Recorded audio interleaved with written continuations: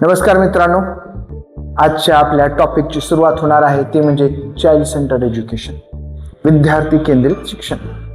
काय आहे विद्यार्थी केंद्रित शिक्षण? ह्याच्या नावातच याचा अर्थ आहे म्हणजे शिक्षणाच्या सर्व अंगांच्या केंद्रस्थानी कोण आहे? विद्यार्थी आहे. शिक्षणाच्या नियोजनात केंद्रस्थानी विद्यार्थी आहे. शिक्षणाच्या अध्यापनाच्या, अध्ययनाच्या, अभ्यासक्रम निर्मितीच्या, मूल्यमापनाच्या कुठल्याही प्रोसेसच्या केंद्रस्थानी कोण आहे? विद्यार्थी आहे. साहजिकच आहे, कारण हे सगळा जो काही प्रकार सुरू आहे, जे शिक्षणाची सगळी व्यवस्था सुरू आहे, ही कुणासाठी आहे? विद्यार्थ्यांसाठी आहे. त्यामुळे विद्यार्थी केंद्रित शिक्षण आहे. पूर्वी शिक्षक केंद्रित होतं, कुठे अभ्यासक्रम केंद्रित होतं, कुठे ऍक्टिव्हिटी सेंटर्ड होतं, असं वेगवेगळ्या प्रकारचे नावं दिले. पण हे जे शिक्षण आहे कसं आहे? विद्यार्थी केंद्रित. सगळ्याच्या केंद्रस्थानी कोण आहे? विद्यार्थी आहे. आता विद्यार्थ्याला केंद्रस्थानी ठेवून त्याचं काय काय पाहायचं, काय बघून विद्यार्थ्याचं शिक्षण द्यायचं? पहिला इंटरेस्ट, त्याची आवड. हिंदी में इसको अभिरुचि कहते हैं. तो उसकी अभिरुचि माने इंटरेस्ट, मराठीत आवड. Then capacity. कॅपॅसिटी म्हणजे त्याची क्षमता.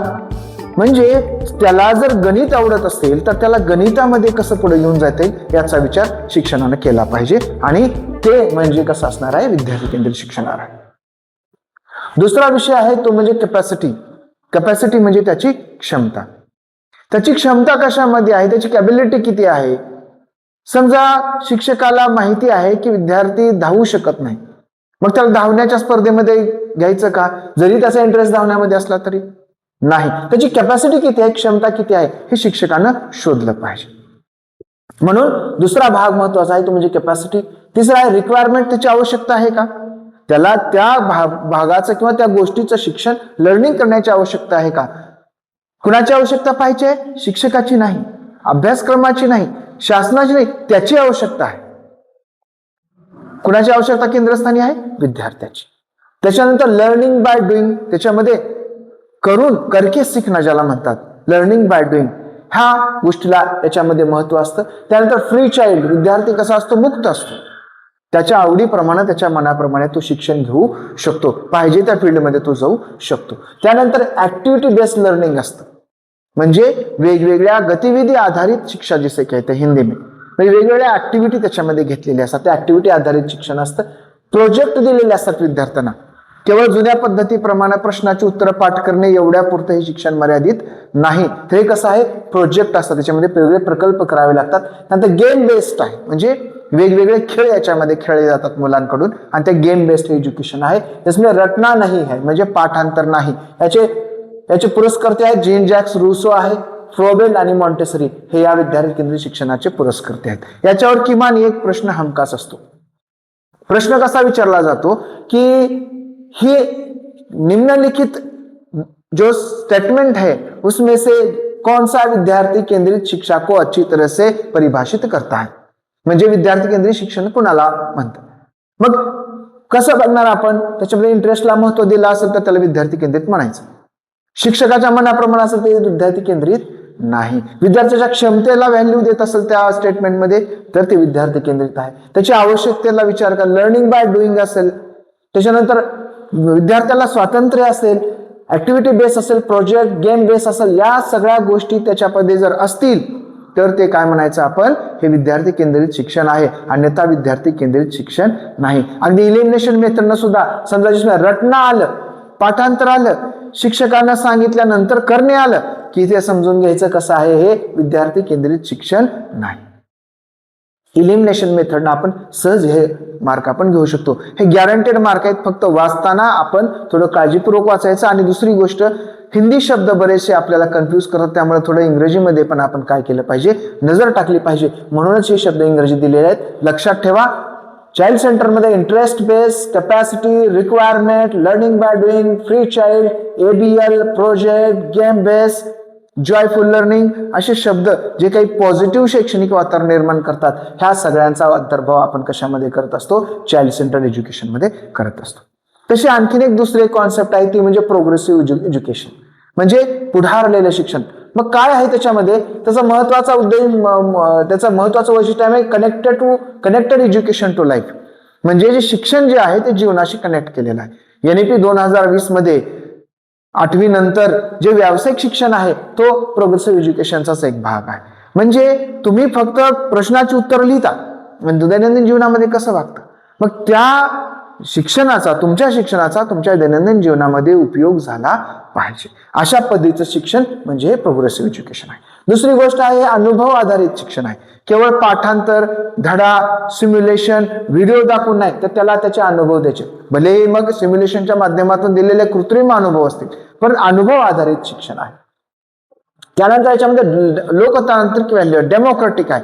मी सांगतो तुम्ही ऐकलं पाहिजे असं नाही. इथं हुकुमशहा शिक्षक नाही किंवा कोणीही हुकुमशहा नाही, तर सर्वांनी मिळून ठरवून सर्वांच्या सहमतीनं सर्वांच्या एकमतानं कुठल्याही गोष्टीचे निर्णय या ठिकाणी घेतले जातात. त्यामुळे ते कसं आहे लोकतांत्रिक शिक्षण आहे. त्यानंतर समस्या समाधान, याच्यातून समस्या ज्या वेगवेगळ्या असतात दैनंदिन जीवनातल्या समस्या आहेत किंवा अध्यापन सुद्धा जे आहे अध्ययन जे सुद्धा आहे हे प्रॉब्लेम सॉल्व्हिंग मेथडनं म्हणजे समस्या समाधानाच्या पद्धतीनं केलं जातं. याचं सर्वात महत्वाचं वैशिष्ट्य म्हणजे त्याच्यामध्ये आलोचनात्मक सोच म्हणजे क्रिटिकल थिंकिंग हे विकसित होते.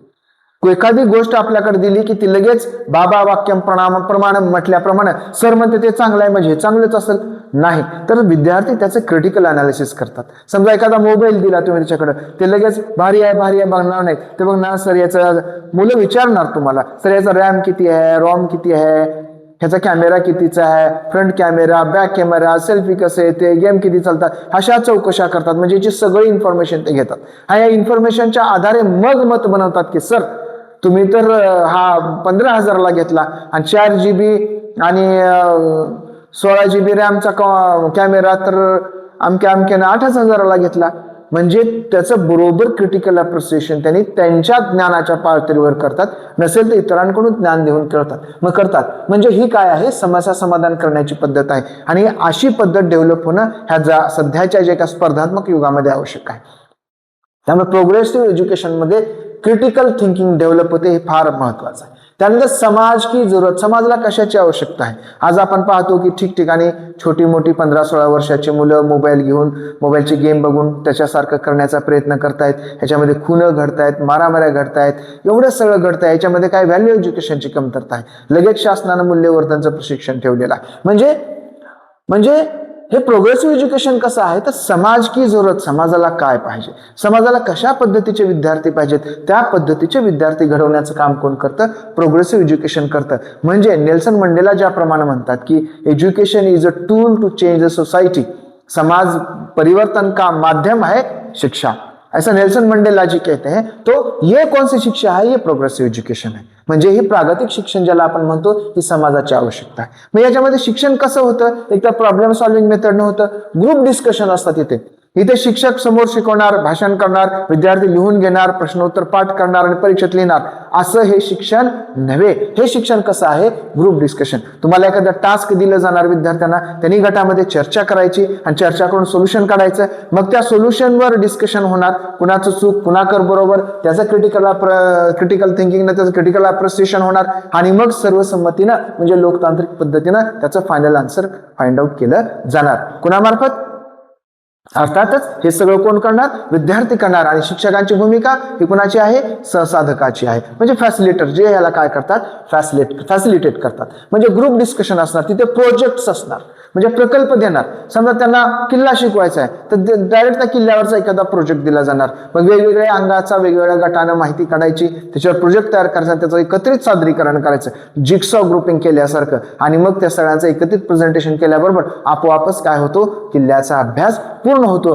किंबहुना एका संशोधन पातळीवरचा अभ्यास त्यांचा पूर्ण होतो. म्हणजे प्रोजेक्ट कुठे आहेत, प्रोग्रेसिव्ह एज्युकेशन मध्ये दिले जातात. आणि सगळ्यात मग सामाजिक समज, समाज जो आहे तो कसा आहे, लोक कसे आहेत ह्याची समज या प्रोग्रेसिव्ह एज्युकेशन मध्ये विकसित होते. आणि अशा पद्धतीने हे प्रोग्रेसिव्ह एज्युकेशन काय करतं, विद्यार्थ्यांना लोकतांत्रिक मार्गाने त्यांच्यात असलेल्या क्रिटिकल थिंकिंगच्या माध्यमातून, ग्रुप डिस्कशन आणि प्रोजेक्टच्या या अध्यापन पद्धतीच्या माध्यमातून अनुभव वेगवेगळे देऊन काय करतं, एक जीवनाला शिक्षणाला जीवनाशी जोडणारं शिक्षण काय करतं, हे प्रोग्रेसिव्ह एज्युकेशन देतं. त्यामुळे प्रोग्रेसिव्ह एज्युकेशन महत्वाचं आहे. आता परीक्षेच्या अंगाने जर आपण विचार केला तर हे जे पॉईंट आहेत, हे पॉईंट एवढेच पॉईंट आपण लक्षात ठेवायचे. किमान एक प्रश्न याच्यावर येतच असतो. जीवनाशी जोडणारं शिक्षण, जीवन से जोड़ने वाली शिक्षा, अनुभव आधारित शिक्षा, लोकतांत्रिक शिक्षा, समस्या समाधान पद्धति, आलोचनात्मक सोच, समाज की जरूरत, ग्रुप डिस्कशन, प्रोजेक्ट, सामाजिक समज, जॉन डेवी, हे नावं आले आणि या संबंधित जर सगळं सकारात्मक असेल तर ते कसं आहे, प्रोग्रेसिव्ह एज्युकेशन आहे. ह्याच्यापेक्षा विपरीत पाठांतरावर भर दिला जातो, शिक्षकांना प्रचंड महत्व दिलं जातं, असं जर म्हटलं तर हे प्रोग्रेसिव्ह एज्युकेशन नाही. चाइल्ड सेंटर सुद्धा एज्युकेशन नाही. हे दोन्ही जवळपास सारखंच आहे असं मानलं जातं. त्यामुळे चाइल्ड सेंटर आणि प्रोग्रेसिव्ह एज्युकेशन आपण सोबत घेतात. कारण त्याचे जर आपल्याला बायफर्गेशन करायचं, चाइल्ड सेंटरमध्ये थोडा फरक आहे. त्याची जी लेवल आहे ही लेवल थोडीशी अलीकडची आहे आणि प्रोग्रेसिव्ह एज्युकेशन जे आहे हे थोडं ब्रॉड स्पेक्ट्रम कव्हर करतं. परंतु जे दोघांचे जे बेसिक प्रिन्सिपल आहेत ते सारखे आहेत. त्यामुळे हे शब्द आपण लक्षात ठेवायचे. जीवन से जोड़ने वाली शिक्षा, अनुभव, लोकतांत्रिक, समस्या समाधान, आलोचनात्मक सोच, समाज की जरूरत, ग्रुप डिस्कशन, प्रकल्प और सामाजिक समझ, ये शब्द है किसके, प्रोग्रेसिव एजुकेशन जो इन्हें क्या करते हैं, सकारात्मक बनाते हैं, पॉझिटिव्ह बनाते हैं. जेव्हा प्रश्न पडेंगे, जेव्हा आपण प्रश्न वाचू तेव्हा ह्या शब्द आपल्या डोक्यात क्लिक झाले पाहिजेत. याशिवाय हुकुमशाही, ऑथॉरिटेरियन, पाठांतर, रटना असे जर शब्द आले तर ते प्रोग्रेसिव्ह एज्युकेशन असणार नाही.